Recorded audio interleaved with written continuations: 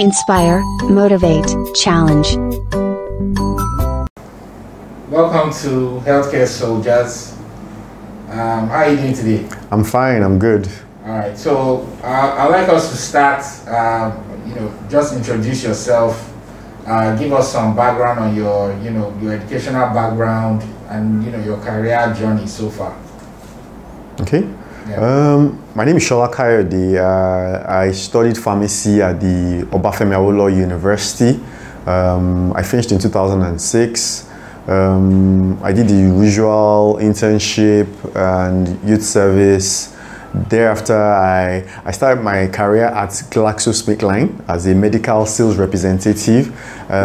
When I got my posting, it was very scary. I was posted to Southeast Nigeria, Aba, in Abia State. And my parents were wondering, what are you going to do with this job? I really wanted to work at GSK at that time. And so I took up the challenge. I went to the East. I worked for about a year and a half. I covered rivers, a number of states around that Southeast area.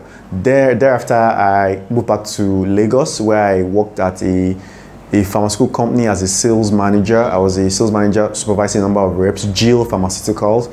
I did that for a couple of months. And right after then, I wanted to go back to work with a global organization that gave me a lot of experience. So I went to work for Johnson & Johnson. Ethicon Endosurgery, a subsidiary, and I was responsible for developing the minimal invasive surgery business, laparoscopic surgery business for Nigeria. And I think that was an eye-opening work experience. It really changed my perspective, changed my career direction entirely, and it's the foundation for what I do today. I moved around the country helping to train surgeons on how to use minimal invasive techniques in their surgery. So I did that for a number of years, took on other projects for Johnson & Johnson. Eventually, I moved on and started this business that we do today in 2014. Called Greenwich Healthcare Limited, that has a vision to provide access to critical consumables in healthcare for patients and for healthcare practitioners. So at my last job at Johnson & Johnson, I saw that there was a gap for certain equipment consumables because I was opportunity to be in the theater a lot, and that gap was not being met. So I set out to do that with my directors and friends who advised me, and we are here today. It's been 7 years. In that time, I also developed marketing capability. I went to do a course at the Chartered Institute of Marketing, where I got a diploma in marketing communications, because I was very passionate about understanding consumers, marketing, branding. I did a course at I did a number of courses. I did a course at Orange Academy. I did the Brand War Room. I did a course at School of Media and Communication, Analytical Writing. Then I did a course in 2011, 2012 at Chartered Institute of Marketing UK, a diploma in marketing communications. I think I did well because the school gave me a scholarship to do another diploma. So I then did a diploma in marketing itself, a level 6 qualification, and thereafter I started another career at the same time, a training career where I started sharing my thoughts, marketing theory with organizations and also students of Simon Page who also wanted to get the same qualifications. I've been doing that also for about 7 years, training organizations, training businesses, while also full-time running Greenwich Healthcare, providing consumables for top centers across the country. All right, thanks. Fantastic. So I want to go back to the beginning a little bit. Okay. Right, so you went to Ife, you studied pharmacy. Do you remember what made you decide to start your career as a medical representative in GSK? Like, what drove you, what inspired you to do that? Okay, in pharmacy school, we used to respect some of the most brilliant students who excelled at their education but also had a balanced life. So some of the people who had the most balanced lives, who read, who played football, who read novels, who were social, who interacted with other students, and who did extremely well. So many of them went on to become medical representatives, and these were like people who went ahead of you, role models. And I thought that, wow, if somebody could do so well in school, have a balanced life, and he went on to become a medical representative. I think this might be something for me as well. So, and also, when I didn't find working in the hospital or working in the community pharmacy as fulfilling. I had stints where I did IT in some of those places, but when I did IT with a medical representative and went to the field, we talked to distributors, went to hospitals, went to pharmacy, I found it exciting. So I saw that I had a really commercial side. I enjoyed commerce, even from pharmacy school. I also did business in pharmacy school. I would go to Idumota. In my part 1 and part 2, we didn't have enough box of weights for dispensing, and myself and my colleagues saw a gap. We went to get our own box of weights because we didn't want to buy it at the exorbitant price. So we bought 2 for ourselves. Then when we came out, we said, all our colleagues don't have box of weights, so we bought a lot more. Then the second year, my friend was in PANS, and he asked as the new students were registering, he said anybody who needs a box of weights should write down their names. So maybe like 20-something people wrote down box of weights. We asked them to pay part advance for their box of weights. So we used their money. We saw that maybe 100%. We used their money to go and buy the box of weights. We came back and we rented a room in town with the profit that we made. So I think I really enjoyed commerce already from school, and being a medical representative really, I thought it would expose me a lot more to that commercial marketing sales side of pharmacy. Okay. Yeah. That's very interesting. Yeah. I like the fact that it was the commercial, innate commercial, will I say, drive that kind of drew you to being a medical representative at the beginning. So I mean, that's very insightful. So my next question would be, I want to go into Greenwich Healthcare Limited, yeah. So, I mean, you mentioned it, but what's your role in Greenwich Healthcare? Okay. I'm the managing director of Greenwich Healthcare. It's a growing organization, so I still oversee a lot of the strategy side of things, building high-level relationships with our customers, maybe the medical directors or senior clinicians. I also oversee how we build relationships with our international partners, establishing those relationships, engaging them when we need to sign contracts and all that. So I oversee high-level strategy, make senior financial decisions. Okay. Then I oversee the staff and the growing team. Our team is growing. We're adding people to the team. We're trying to make sure the people who join us have the right values and are people that are going to fit our culture. We have very ambitious expansion plans, so I need to make sure that that is not derailed, that is kept on track. All right, thank you. So, still on Greenwich. Yeah. Right. Am I right to say you are the founder? Yes, I am. I'm the founder of Greenwich Healthcare. Okay, so you mentioned that your experience in Johnson & Johnson and dealing with laparoscopic, non-invasive medical devices inspired you to close this gap within the market. Yeah. So how did you go about that? Because at the end of the day, what we would like is we want people who are watching this, both experienced and young people, who also dream about being founders or thriving businesses. How did you even start that process? Okay. First things first.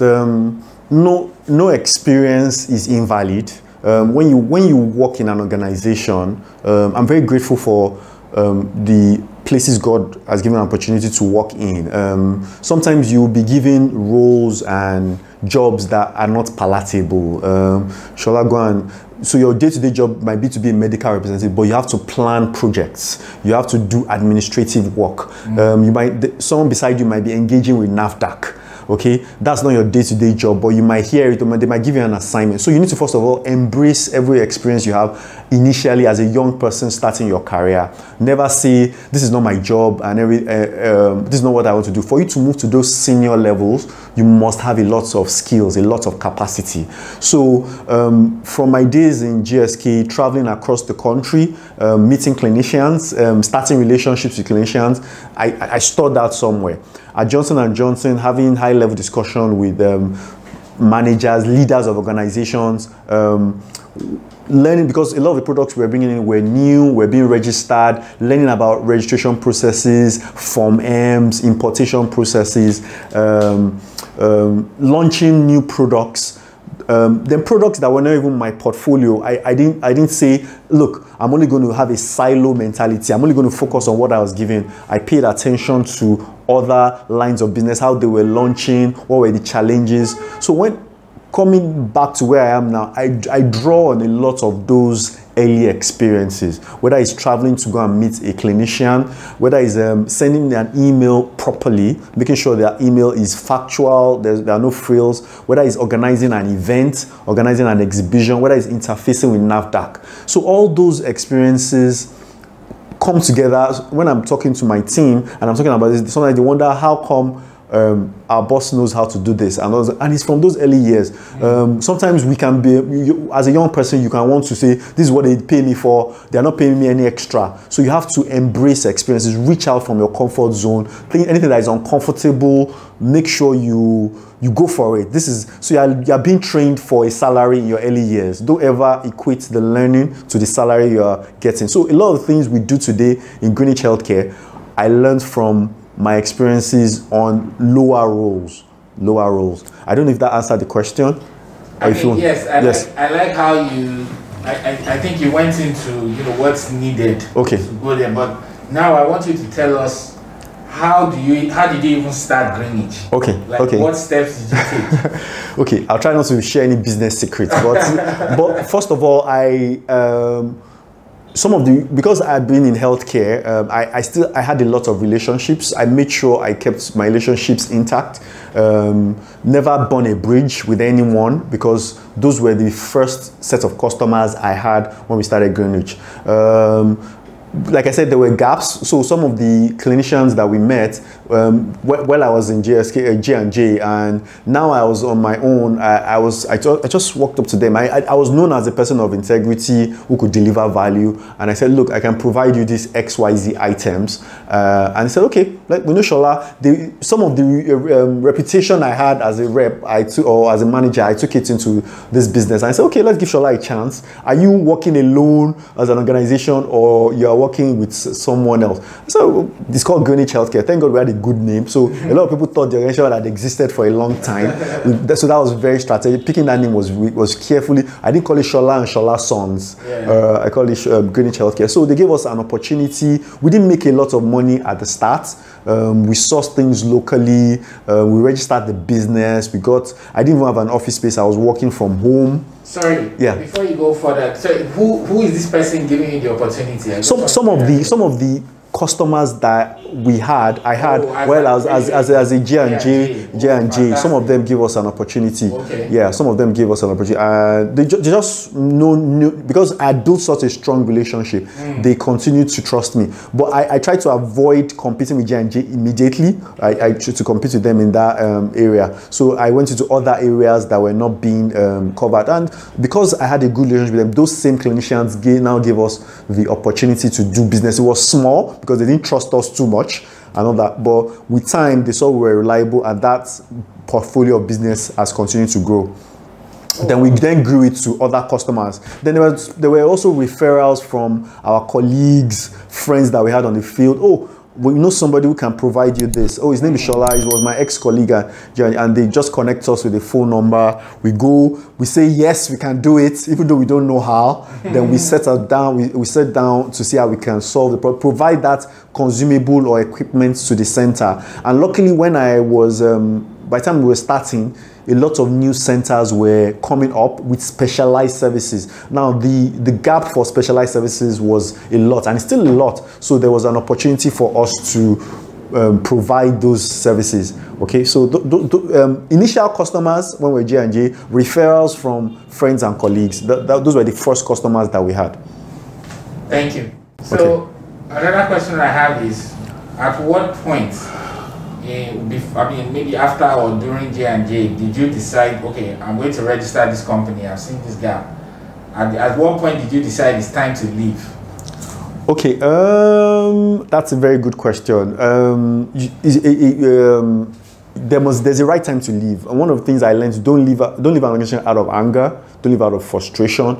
Leave when you can no longer add value, or you feel no other value can be added onto you. There's a very critical balance. If you leave too early, you will appear disgruntled to outsiders.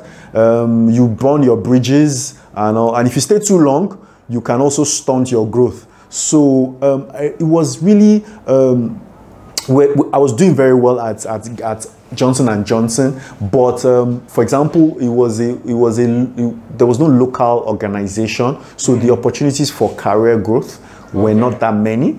So I was doing well, but I really didn't see myself becoming in that international global structure a long-term position. That was one challenge. Then the market also, I didn't feel that we were making as much impact fast enough. So the local team saw opportunities, but there was a dissonance with what the international team would see, and that was leading to a lot of conflict and friction. And you don't want to, like I said, you don't want to burn your bridges. So sometimes it's better to call it quits and go and pursue. Then finally, like I said, there was a gap for certain. So sometimes when I went into theater, we used to support surgeons in theater. When we go into theater, they would ask for some things, and those things were not available, and those things would make a difference in the surgeon's care. And because I was working for Johnson & Johnson, it would be a conflict of interest to leave my primary role of developing the business to go and pursue those opportunities. So those three things, where is this going? This gap is there. We don't really understand each other. They all came together, and I made a decision to leave. And even when I left, I gave a long notice because I knew that I had to help the organization fill up that gap. So I worked as a consultant for 3 months, even though I had resigned, to help them, to help find a successor, to help the business grow to a level that I could do well on its own, even when I had left. Okay, so let me now ask this question. Okay. I mean, let's say all the structural deficiencies that you described were not there. Let's say everything was in place, or at least to a good degree, right? And you saw yourself maybe in 4 or 5 years becoming maybe a director or MD or VP very soon. Do you think Greenwich would have existed? I think somebody else would have grown Greenwich. I think even if it wasn't Greenwich, somebody else would have filled there, because that gap remains there, and that gap has helped to, our feeling that gap has helped to save lives. Even if I wasn't the one doing it, somebody else would have done it. But would you have done it? Would I have done? It's an interesting question. By the frills of a long career in a multinational company. I think that I'm also I can be a restless person. I seek new challenges quite a bit. So I accept that role, continue to offer new challenges. I'm always thinking of, even at Greenwich, I'm thinking of what else, how else can we meet this gap? We've mastered this line of business, but is that all? Are all the gaps, there's still a large gap there. How can we expand more? So I probably would still have done Greenwich. Maybe it would have been delayed. It would have been later. Okay, so because I mean, me and you work in this similar industry, right? Yes. And we have a lot of friends and colleagues that have built long careers in these places, and so what I'm really trying to find out is the courage. Okay. Right? Like where is that courage? Where did that courage come from to go on your own and start something? I know the opportunity was there, and it was probably a clear opportunity that maybe a lot of other people were not exposed to, right? But is that courage I'm trying to understand? Okay. Because I know a lot of people would have, if they felt stuck somewhere, they would have moved to another multinational. But is that courage to start something on your own? Okay. I mean, especially, I understand. Looking at Nigeria, I mean, we know a lot of people that tried in chaos, and it didn't work. Yeah. But I mean, we know a lot of people that tried in chaos. Okay. Some people it works out for some people. But I think it's that probability of failure that makes people more comfortable. Just staying in the office or building a career in one place. So where's that courage coming from? Okay. Very good question. I think that I don't want to say it's just about me or nature of where I know my personality plays on it. Sometimes I do take risk, although some people also say I'm risk averse. But I think for the last role I did, it was very entrepreneurial. Okay. Yes, very. So this risk is not for everyone. As an entrepreneur in Nigeria, I can tell you that there are more frustrating days than rewarding days, and that is not for everyone. So that courage is very real and is not for everyone. Not everyone thrives in it. Working in an organization has its benefits and it gives you security. This is risky. I'm not going to even try and tell you it's not risky at all, and it's not for everyone. And so the last role, I'm just going to try and say a number of things, and I hope that answers the question. The last role at J&J was entrepreneurial. There wasn't too much structure, so we had to figure out a lot of things on our own. There was an international organization, but we had to think on our feet, solve problems a lot. So that was one thing. Then I remember I told you that I had done business several times in the past. I had done business, I'd lost money. My internship money, I probably lost all my savings doing an internet cafe in an NYSC camp. So I knew that I was going to lose money. An entrepreneur takes risks, and you also learn from your failure. So I wasn't afraid. What's the worst that could happen? If I didn't get it right, I'll go back and get a job. Okay, I had saved money working as a consultant that would last me for a while. And at the time I was doing Greenwich Healthcare, I'll be honest, I didn't have that much courage. I started it, but I was still applying for a job that, okay, I'm going to run this as a side business and still get a job. But all the interviews I was going for, I was telling them that I was doing something currently on my own, but they didn't like the fact that I had a business as I wasn't coming from another job. I had a stint where I wasn't in a role, all the multinational roles. So I wasn't focusing on Greenwich in the first year or two. So our growth was a bit stunted. I was trying to get a job this was 2014, 2015. But I now got to a point where I saw some of my colleagues who had also, so I had colleagues who resigned as well. A lot of people resigned at that time. Some people went to other jobs and some people went into business. I now saw the people who went into business and focused on their business. The business grew very fast. Yeah. The people who went into other careers were also doing well. So being in the middle was the worst option. Looking for a role and trying to be, so you had to be one or the two. Then so trying to balance a side hustle with a job, it wasn't working at that early stage. The business needed attention, or I should just forget all these fancy things I said about filling the gap and just go and get a job. So I asked myself that question and I prayed to God and asked for leading.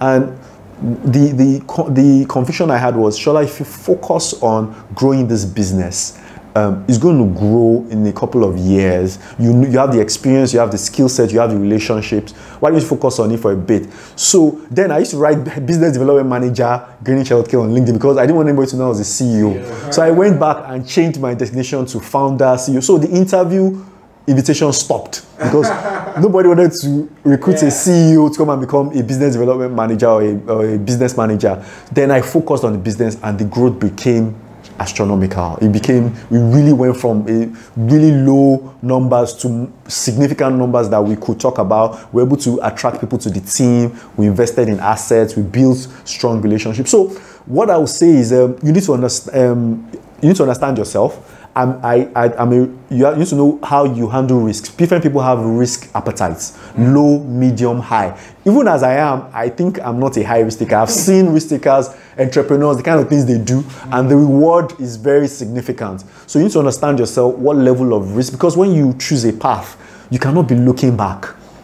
If you face one path, face it well, or have a plan, even if you're going to change your path. Okay, so I decided that, look, I'm going to face this path. I'm not going to be distracted. If it doesn't work out, worst case, I have my pharmacy degree.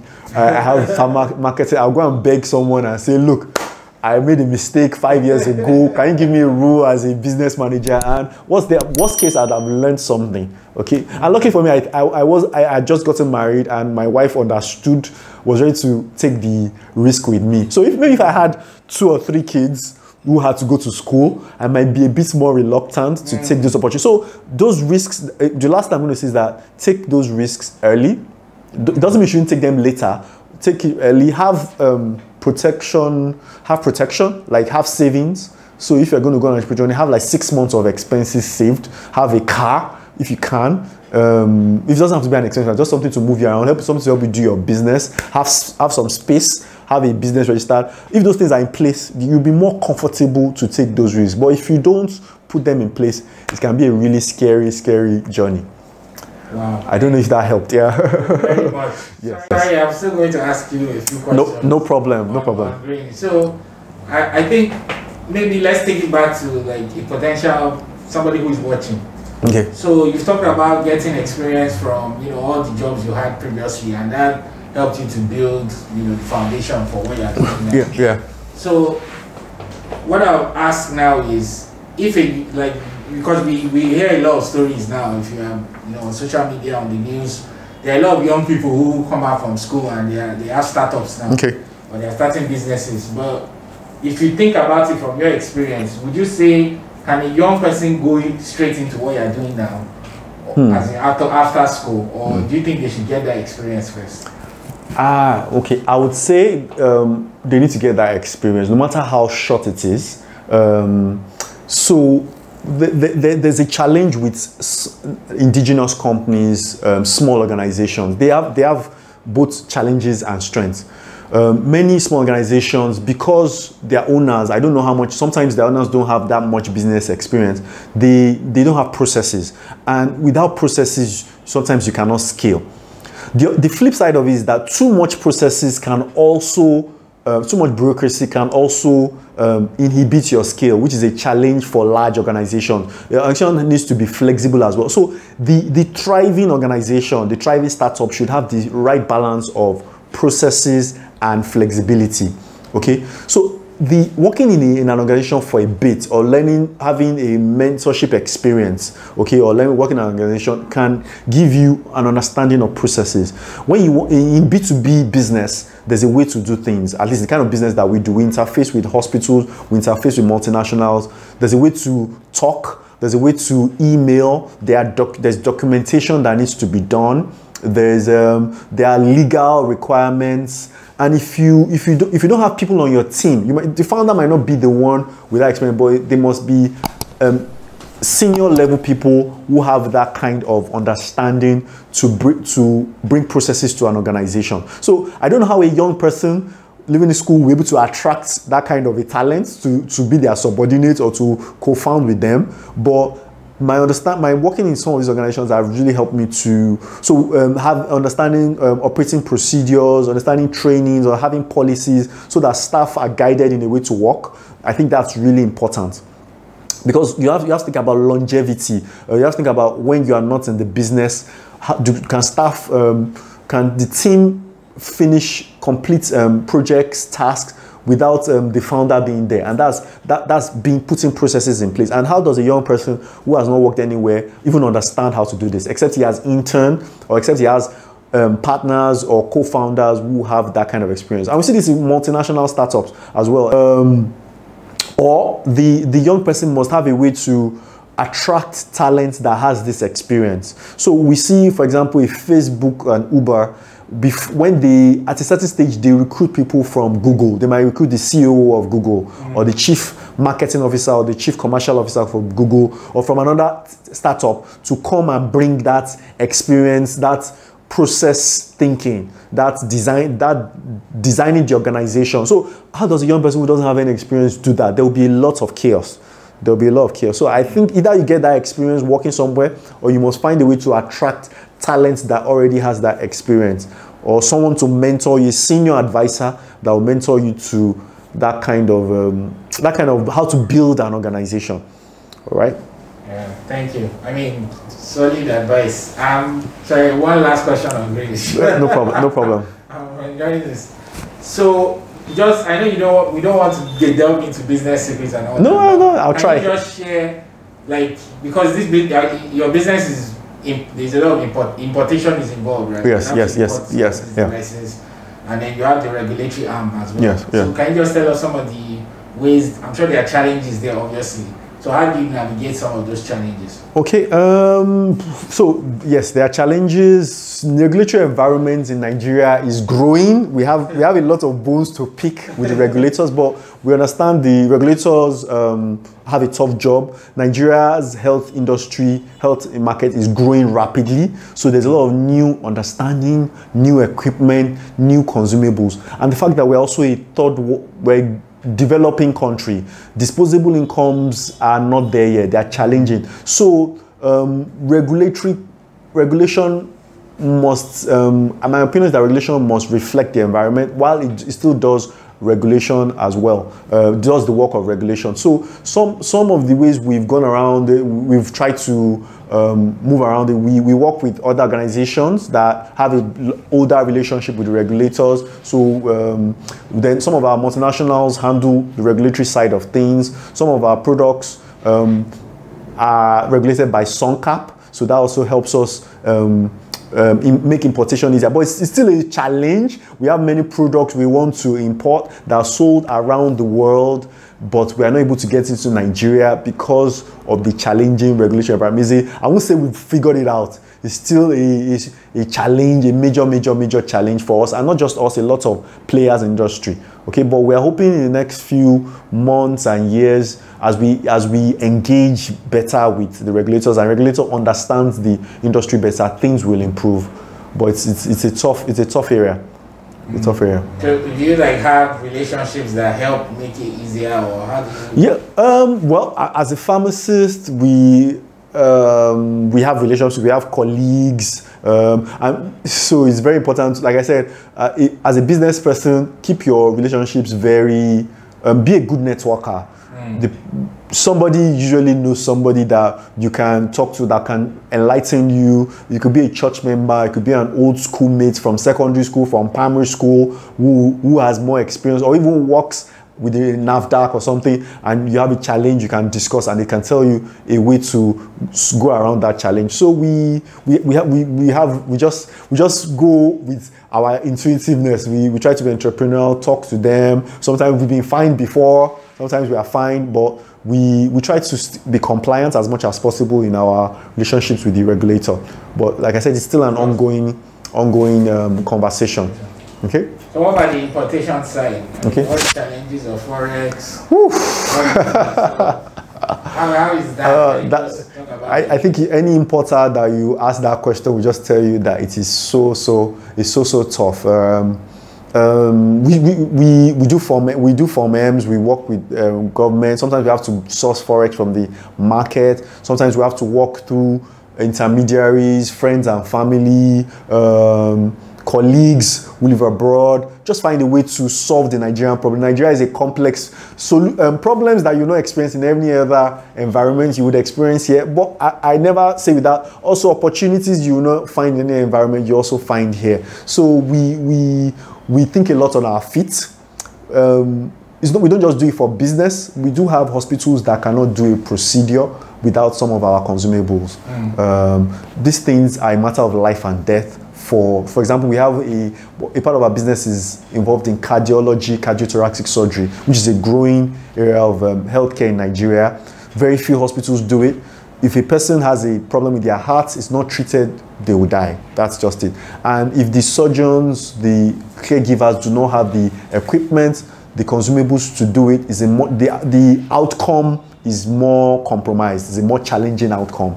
So we have to find a way to get these products in. So we just sometimes somebody just puts something and just find a way to get it in so that these procedures can go ahead. Okay. But more and more products are being registered. We have products that we already started applications for that we're going to bring in the new year, so that we have a lot more products that are registered. Like I said, some products are devices that are regulated by SONCAP, Standard Organization of Nigeria, and that is also another way to do it. Forex sourcing, it's tough. It's tough, my brother. It's tough. We would like to do a lot more importation, and this pain is suffered by every player, multinational organizations, our partners, manufacturers. It's a pain suffered, but we hope again that things will improve. CBN policies are getting better. there are initiatives to make importation easier. We as manufacturers have to do a better job of interfacing with CBN, with NAFDAC, explain our challenges, and let's have roundtables about how to solve this problem. That's something that I am very passionate about. There's too much isolation. The regulator is doing his things, CBN is doing their thing, importers are doing their thing, and everybody is just trying to get results, and we're not working together. And who is the ultimate person who suffers? The Nigerian patient. If we keep the Nigerian and the Nigerian patient at heart, we'll find a way to work together. All right. Thanks, Sola. So now I want to talk about coaching. Okay. Right. So you do quite a lot of coaching. Okay. I see that you've done coaching for organizations and things like that. But I'd just like you to just tell us a little bit about that side of what you do. Like, what has been your experience like? Which organizations, if you can name them, have been coached and things like that. Okay.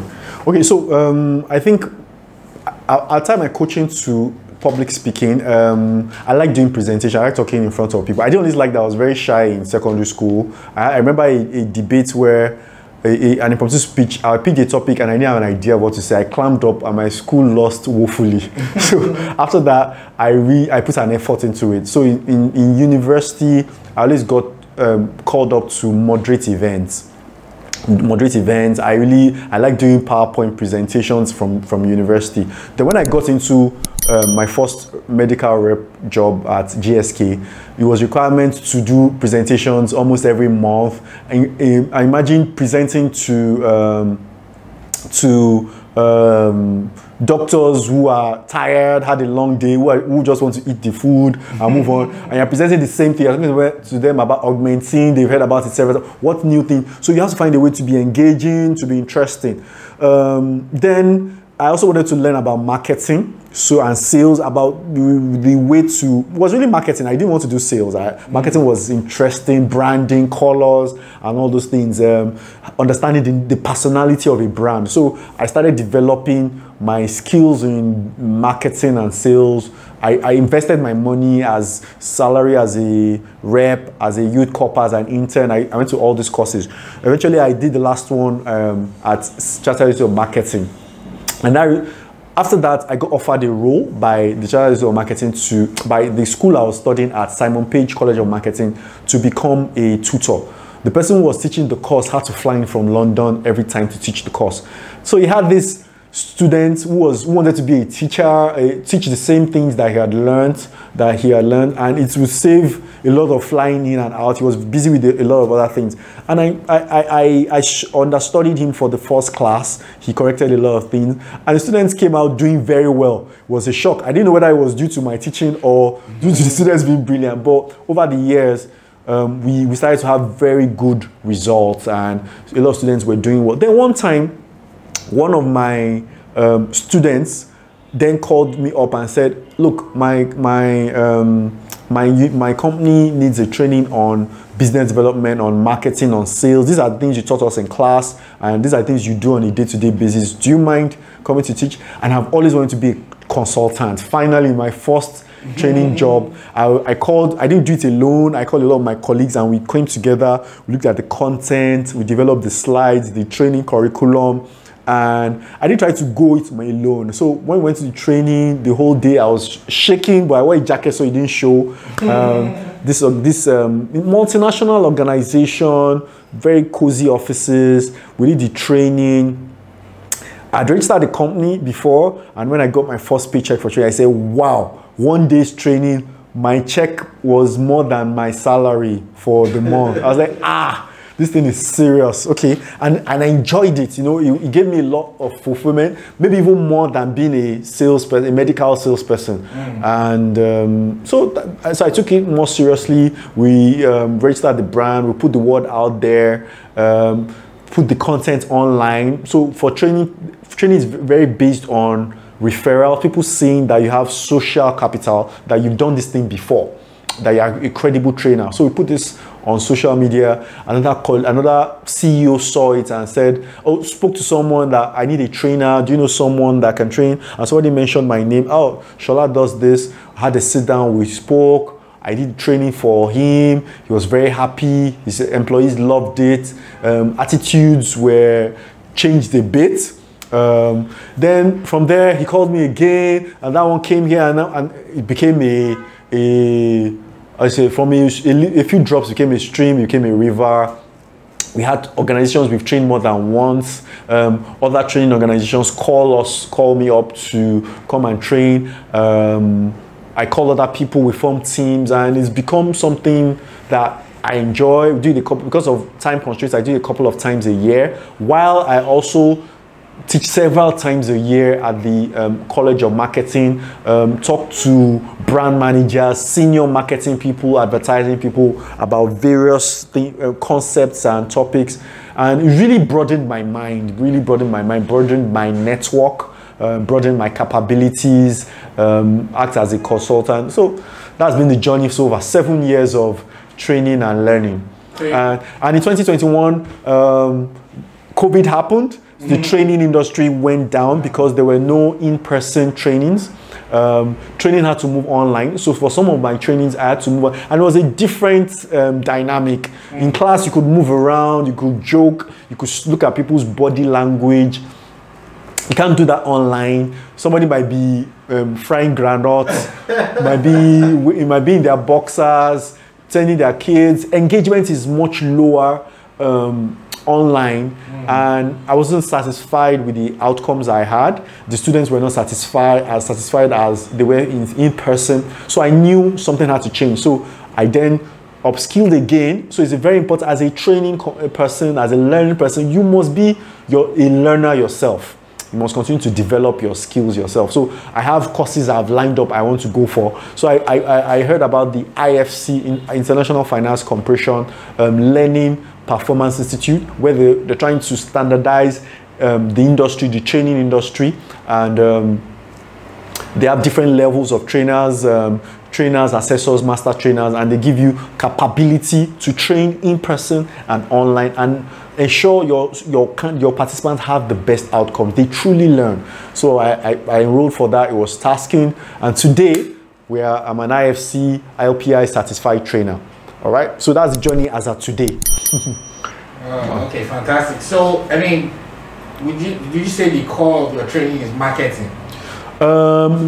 Yes, most of my trainings are around customer development, business development, sales, and marketing. Really about the commercial end of things. Okay, sales, consumer behavior, customer behavior. Customer service, sales, marketing, digital marketing. Those are the core areas that I train in currently.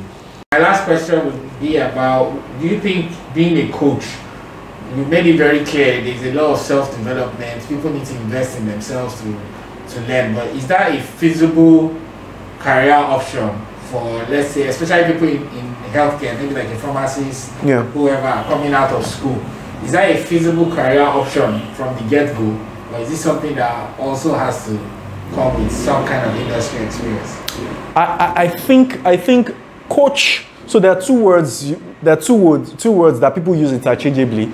There's a coach and there's a trainer. They're almost similar. There's a coach and a trainer. I would say a coach should have some experience. You should know potentially where the shoe bites. Okay. A coach should have some experience. You should have walked some of the routes your participants could have walked, because sometimes you need to hold their hand in journey. You need to tell them you understand what they are going through. Some experience, not a lot of experience, but some experience. A trainer doesn't necessarily have to have as much practical experience, can have an understanding of theoretical frameworks, can study, can read. But when it comes to coaching, some experience is required, and I'll go further in difference. A trainer will teach concepts, will teach the theory of something, will use case studies and everything. A coach will need to hold the hand of a person, maybe sometimes go on the field, go enter the experience with the person, talk to the person after the training session. So a practical session is after you've learned something in a classroom, sometimes you need to go and practice that thing in real life. And the person who is going to hold your hand, it would be nice for that person to have some experience, some understanding of that industry, okay, or of that concept, so they can hold your hand. Now, someone who is new has no experience. So, for example, a coach can coach a CEO. You can train a CEO about team leadership or creating a culture in your organization. You can train a CEO, but for you to coach that CEO, you should have some leadership experience as well. The CEO would need to respect you. You need to see the world a little about what the CEO is saying. So something that has helped me sometimes when I talk to CEOs, because I'm a CEO myself, I direct a company. So when I'm training their employees, they're training their salespeople, I'm talking from both the experience of being a former sales representative and also being a CEO. So I can see things from both perspectives. I know what the CEO wants in his team. I also know what the rep is going through. And that allows me to be a very responsive trainer coach. All right. So as a young person, you can be a trainer. You can support. You can support another trainer. It's something you can do full time. Definitely, there are so many areas of knowledge in the healthcare industry. Team build, not just in pharma, not just in sales. Clinical trials, pharmaco. There's a lot of areas you can be an expert, a subject matter expert on. Data analysis, data analytics. You can train people on that. You can train people on using customer databases. Okay, you can train people on HR within healthcare, on field support, on using presentation, so many things, and there are so many organizations there that need that knowledge. But for you to coach them later on what you've taught them, it would be nice to have some experience. That's my own that's my opinion. All right. Fantastic. So, I mean, this will be my last question. Okay. Thank you very much. Your last question. No problem. No, please go ahead. Don't ask as many questions as you will. Yeah. So, I mean, you're a young guy. I don't want to expose your age. You're a young guy. Yes. Right. So, I mean, I will assume, less than 10 years ago, you were, a young. Let me use the word, a young professional. Yes. Right. Where you had to report to somebody or something like that. And then, in what I would tell, I know others might be different. What I would tell, in fairly short time, you've gone to finding or founding your own business, and now you have employees. Mm-hmm. So, can you just give us some insight into that dynamic, managing people now? Okay. Being a founder of a company, being responsible for their livelihood and their families. Yeah. That transition from working from a multinational, I mean, no job is comfortable, anything like that, but being the sole, driver or owner of the business and being responsible for people. Can you just talk a little bit about that dynamic and what is that? Okay, it's an interesting dynamic. Working in the multinational, I would say I was a good team player. I also worked very well independently.